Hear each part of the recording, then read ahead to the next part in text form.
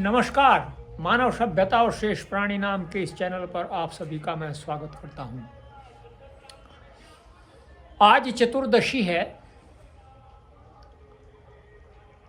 और आप यदि सुन पा रहे हो तो आज जो है अत्यंत ही कह सकते हैं जो जिसको हम बोलते हैं माइक्रोफोन भी बोल सकते हैं, या ये जो है दूरध्वनि यंत्र भी बोल सकते हैं इसको। उनके द्वारा आप बहुत सारे भजन सुन रहे होंगे। बहुत सारे लोग जो हैं वो किसी प्रकार के प्रपंच में जो है लिप्त हैं आज, और वे सोचते हैं कि हम यदि ऐसा करेंगे, क्योंकि एक परिवार में मैं जाता हूं और वहां कुछ आसन आदि कराता हूं। एक बहन जी है, उन बहन जी को थोड़ा उनके घुटनों में समस्या थी, पहले थी, और कुछ काल से वे स्वास्थ्य लाभ कर रही हैं। तो आज प्रातः काल मैं उनके यहाँ जब गया तो वहाँ उन्होंने मुझे बताया कि आज चतुर्दशी है। मैंने कहा हाँ है, फाल्गुन मास की चतुर्दशी। तो आज मंदिर में जाएंगे और कुछ जो है व्रत आदि रखा हुआ है हमारे घर में। तो आज कुछ विशेष अनुष्ठान भी हम करेंगे। क्या अनुष्ठान करेंगे मैं नहीं जानता, और क्या वह अनुष्ठान के परिधि में भी आता है ये भी मुझे जानकारी नहीं है। मुझे यदि अनुष्ठान क्या होता है उसका अनुष्ठान का तो पता है कि अनुष्ठान ये होता है, लेकिन जो वे करते हैं वह अनुष्ठान की परिधि में आता है अथवा नहीं आता है। जहाँ तक शास्त्रों का अभिप्राय है वह आता नहीं है। मनुष्यों की अपनी सोच का अभिप्राय है, वे किसी को भी अनुष्ठान की परिधि में किसी को भी किसी के साथ में जोड़ने का प्रयत्न कर सकते हैं, चाहे वह जुड़ता भी ना हो। तो जैसे किसी का किसी के साथ में साधर्म्य है तभी कोई वस्तु जुड़ सकती है। जैसे मैंने आपको बताया था न्याय दर्शन के अनुसार, यदि वह धर्म्य है तो उस समय कोई वस्तु एक दूसरे के साथ में नहीं जुड़ सकती। जैसे आप देखते होंगे बहुत सारे पौधे हैं, तो और जब उनके वृक्ष बन जाते हैं, यदि आप एक वृक्ष की जो शाखा है यदि उसके गुण धर्म समान न हो तो अगर आप दूसरे वृक्ष पर लगाएंगे तो वह फल नहीं देगा। अब यदि उसके गुण धर्म समान न हो, जहां गुण और धर्म दोनों के समान होते हैं वहां फल आ जाते हैं। इसी प्रकार से जब जो हम अनुष्ठान कर रहे हैं क्या उसमें हमारे गुण धर्म समान है? गीता इस विषय में क्या कहती है? अर्जुन जो है वो श्री कृष्ण जी से पूछते हैं कि महाराज आप मुझे ये तो बताइए, मेरे को मोहग्रस्त, मेरे को जो जिज्ञासा है मेरी वो इस प्रकार से मत पढ़ाइए। मैं इस समय अत्यंत मोह में हूँ और मैं आपसे ये जानना चाहता हूँ। क्या जानना चाहता है? अब ये कहते हैं, जायशी चेत कर्मणस्ते मता बुद्धिर जनार्दन तत्किम कर्मणि घोरे माम नियोजयसी केशवः। इसमें क्या कहते हैं? सर्वजनैरद्यते याच्यते इति जनार्दन। जो सब जनों से प्रार्थना किया जाए उसका नाम जनार्दन है।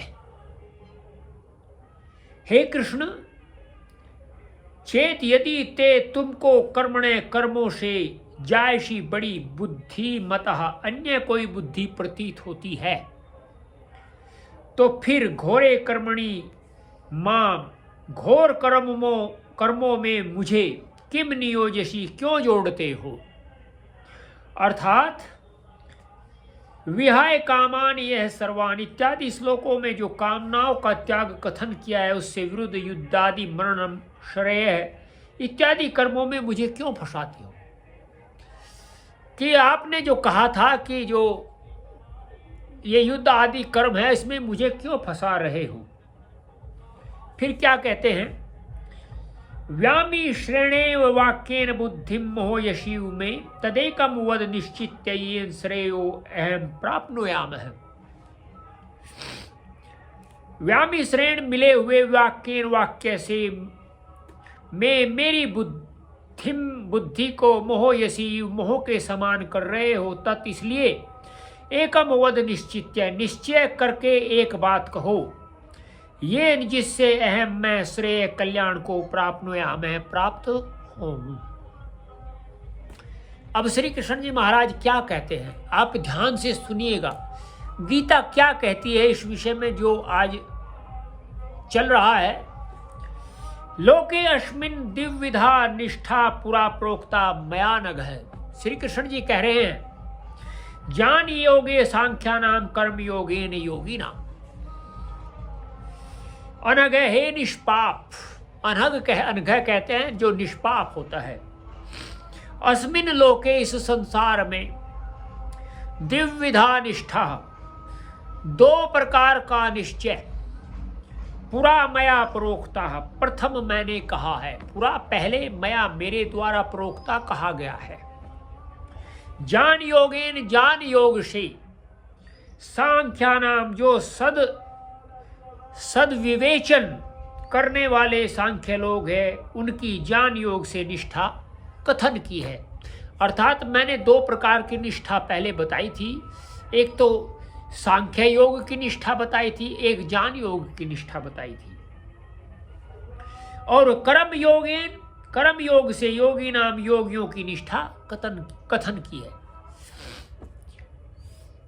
अब क्या बोलते हैं फिर आगे, न कर्मणाम नारंभा नैष्क्रम्य पुरुषो अश्नुते न च संन्यसनादेव सिद्धिम समधिगच्छति। अब आप ध्यान से सुनिएगा, कितनी सुंदर बात बताई है इन्होंने।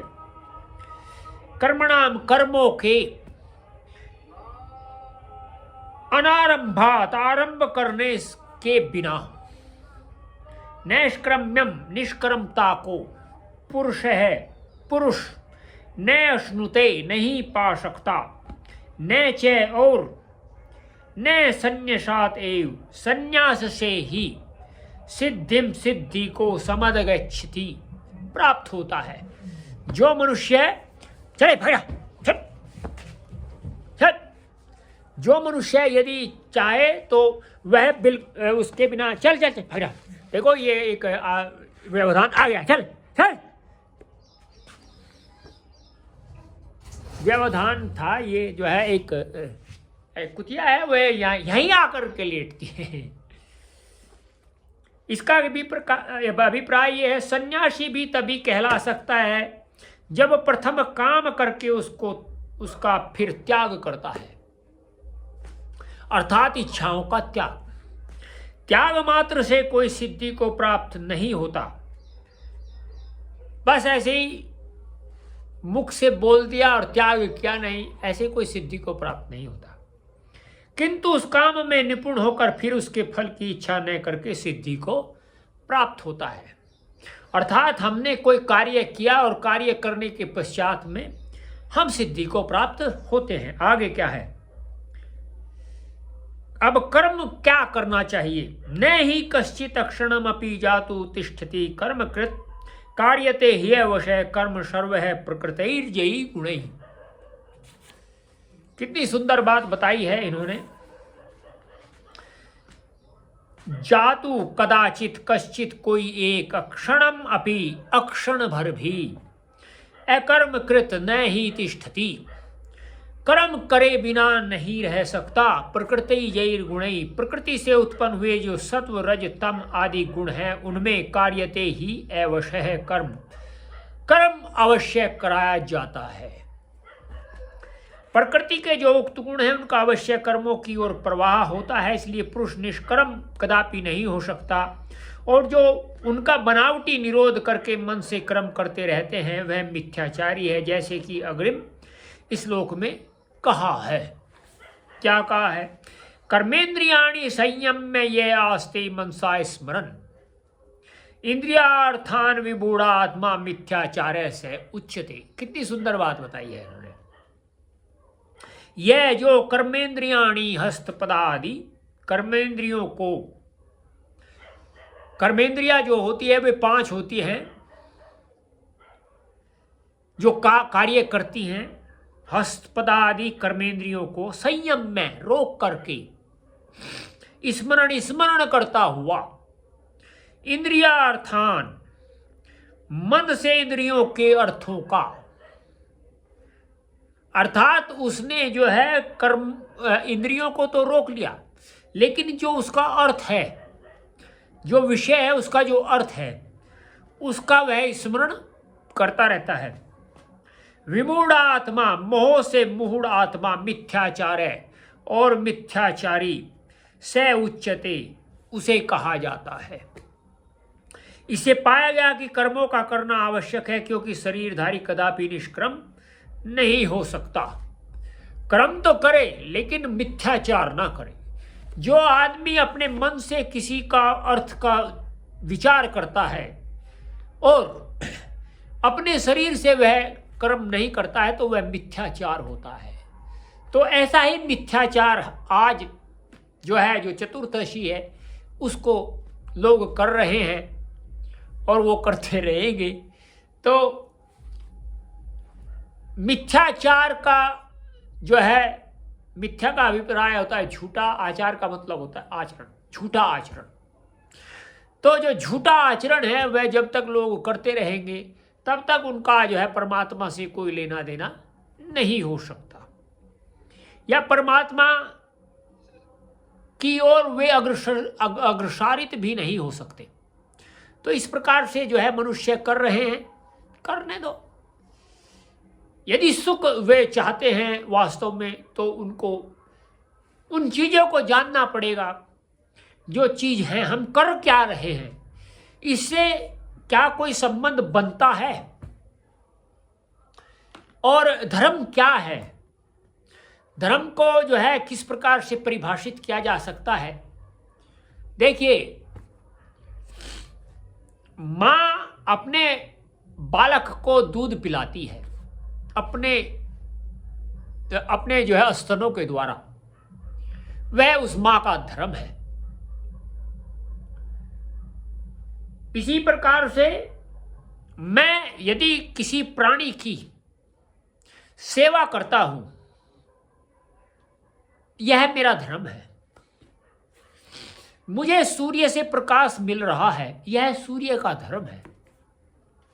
मुझे वायु प्राप्त हो रही है, यह वृक्षों का धर्म है। मुझे पुष्प से सुगंधी आ रही है, वह पुष्प का धर्म है। तो इस प्रकार से धर्म यह होता है। जब सुगंधी बंद हो जाएगी तो पुष्प जो है वो समाप्त हो जाएगा। इसी प्रकार से हम धर्म के निकट भी नहीं है और धर्म मिथ्याचार वाला धर्म कर रहे हैं। आज भी उसी का ही जो है एक चल रहा है।